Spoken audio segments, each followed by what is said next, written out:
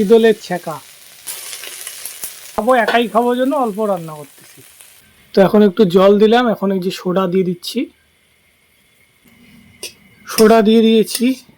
এখানে সব কিছু দেওয়া আছে, রসুন, পেঁয়াজ, শীতল সব কিছু এখানে দেওয়া আছে। এই পেস্টটা এখন এখানে আমি দিয়ে দেবো। এই দেখো এখন দেখতে কিরকম হয়েছে, সুন্দর হয়েছে এখন। এটা হচ্ছে লাস্ট দিব, এটা হচ্ছে ভাতের মার। এই ভাতের মারটা আমি দিয়ে দিব এখন। দিয়ে দিলাম ভাতের মার।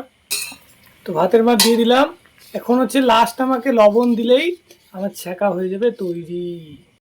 হালকা করে এখন দিয়ে দিব একটু লবণ। দিয়ে দিলাম এই যে লবণ, এই যে একটু এতটুকু দিলেই বাস ঠিক হয়ে যাবে। তোমরা কে কে খেতে ভালোবাসো অবশ্যই কমেন্টে জানাবো, ঠিক আছে? তাহলে আমি তোমাদেরকে রান্না করে খাওয়াবো। তো এখন হচ্ছে আমার হচ্ছে ছ্যাঁকা রেডি। এখন এভাবে একটু নেড়ে দিব, তাহলে হয়ে যাবে।